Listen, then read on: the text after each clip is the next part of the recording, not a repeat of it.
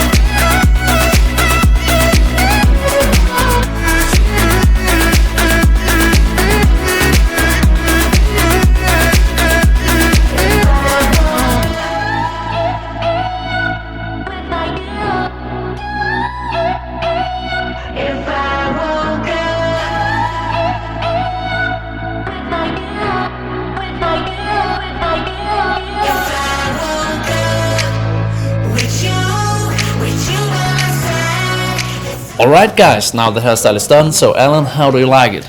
I like it very much. Awesome. And Glad to hear that.